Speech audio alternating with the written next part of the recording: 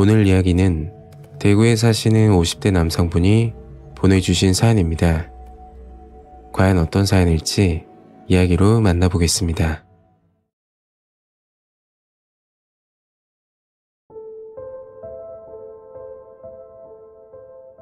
가끔 그 친구 얼굴이 기억이 납니다. 지금부터 들려드리는 이야기는 제가 겪은 실화이며 정말 충격적이라 아직도 잊지 못하고 있습니다. 때는 7년 전쯤 있었던 일입니다. 저는 그 당시 사업 실패로 인해서 신용불량자가 되어버렸고 먹고 살기 위해 새벽마다 인력사무소에 나가 일을 할 때였죠. 제가 박 씨를 처음 본 건 인력사무소에서 일을 한 지 한 달 정도 지났을 때였습니다. 새벽같이 나가서 사무실에서 대기하다 근처 공사 현장으로 일을 하러 가는데 그마저도 일이 없으면 강제로 집으로 가야 하는 일도 가끔 생기죠. 그래서 사무실에 모인 사람들 표정을 보면 대부분 표정이 밝진 않습니다. 그런데 박 씨는 달랐죠. 얼굴에 여유가 넘치고 매사에 긍정적이어서 그런지 주변 사람들과 금세 친해지더군요. 그러다 일을 끝내고 평소 친하게 지내던 작업 인부들끼리 술 한잔을 하게 되었습니다. 술을 마시다 박 씨 이야기가 나왔고 박 씨를 술자리에 부르게 됐죠. 아마 그때부터 박 씨와 친해지게 되었던 것 같습니다.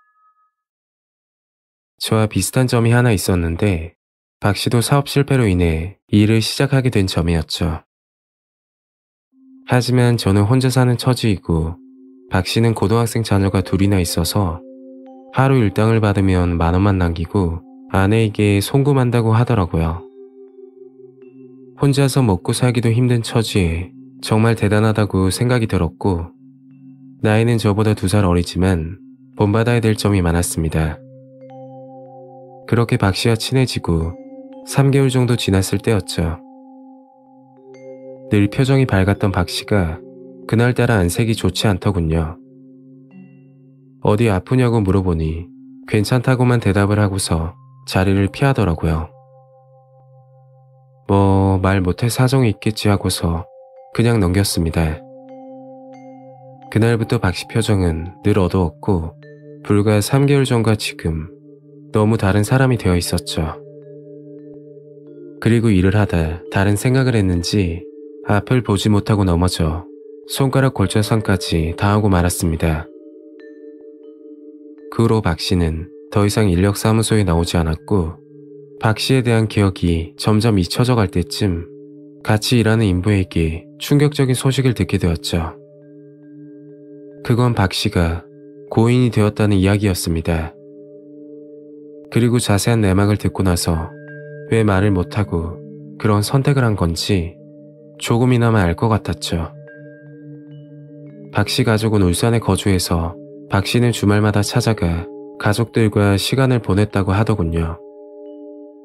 그러다 어느 날 가족들 얼굴을 보기 위해서 집으로 들어갔는데 집안에 아무도 없었다고 합니다. 그리고 아내와 통화도 되지 않았다고 했죠. 집에서 한참을 기다리고 저녁이 돼서야 아이들과 아내가 집으로 돌아왔는데 아내 표정이 정말 이상했다고 합니다. 뭔가에 홀려있는 표정이었다고 했죠. 말을 걸어도 피곤하니까 나중에 이야기하자고 하면서 자리를 피했다고 하더군요. 아이들에게 물어봐도 엄마가 말하지 말라고 했다던데 아내도 그렇고 아이들도 점점 이상해지기 시작했다고 합니다. 박 씨는 이대로 안 되겠다 싶어서 아내를 미행하기로 했고 일을 가는 것처럼 하고서 집으로 나온 뒤 외출하는 아내를 뒤쫓기 시작했죠. 아내가 원룸촌 건물로 들어가는 것을 보고 박 씨도 그곳으로 향했다고 합니다. 결국 알아낸 것은 아내가 점을 보러 다닌다는 것이었죠. 사주와 운세를 봐주는 유명한 곳이라고 하던데 나비 선녀라고 이름만 들어도 알 정도로 점을 잘 본다고 소문이 났다고 하더군요.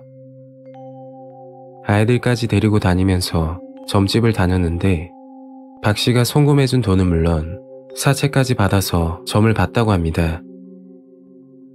그 사실을 알고 나서 아내와 자주 다투었고 그 이유 때문에 박 씨 표정이 좋지 않았던 거였죠.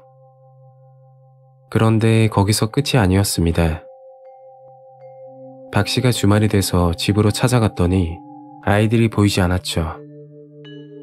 그래서 아내에게 물어보니까 집을 나갔다고 말을 했다더군요. 그게 무슨 말이냐고 하니 사실 점집에서 아이들과 같이 살면 일이 더 안 풀린다며 학교도 그만두게 하고 집에서 쫓아야 한다고 말을 했다고 합니다. 박 씨는 화가 나서 아내에게 소리를 지르고 경찰에 신고까지 하고서 다시 일을 하러 대구로 올라왔다고 했죠. 그때 상황에 일이 중요한 게 아니었지만 당장 한 푼이 아쉬웠던 처지라 방법이 없었다고 합니다. 그런데 일을 하면서 아이들 걱정에 다른 생각을 하다가 현장에서 넘어져 손가락이 골절이 되었고 그 길로 곧장 울산으로 내려가게 된 거였죠. 박 씨는 아이들을 수소문하며 찾으러 다녔지만 쉽게 찾을 수가 없었다고 하더군요. 그리고 집으로 들어와 힘겹게 잠이 들었는데 목이 조여오고 숨쉬기가 힘들어 눈을 뜨니 눈앞에 아내가 목을 조르고 있었다고 합니다. 아내를 밀치고 도대체 왜 그러냐며 울면서 아내에게 물어보니까 박 씨가 죽어야 모두가 행복하게 지낼 수 있다고 말을 했다고 했죠. 무당은 박 씨가 사업에 실패하고 대구에서 일을 한다는 사실을 알아맞혔다며 그때부터 무당 말을 신뢰하기 시작했다고 합니다. 그 사건이 있고 나서 아내는 집을 나가 연락이 두절되었다고 하더군요. 화가 나서 아내가 다니던 점집으로 찾아갔더니 이미 문을 닫고 행방을 알 수 없었다고 했죠. 결국 박 씨는 아내와 아이들을 찾아다니다 극심한 생활고와 우울증까지 더해져 극단적인 선택을 했다고 하더군요. 박 씨 아내는 무당에게 가스라이팅을 당한 게 아닌지 하는 생각이 듭니다. 한 가정이 이렇게 산산조각 나는 걸 보니까 안타깝기도 하면서 정말 충격적이었습니다. 사연을 보내면서 그 친구 얼굴이 생각이 나네요. 성실하고 밝은 친구였는데 부디 좋은 곳에서 편히 잘 쉬고 있을 거라 생각합니다. 오늘 이야기는 여기까지입니다. 구독과 좋아요 잊지 않으셨죠? 다음 영상으로 또 뵐게요. 감사합니다.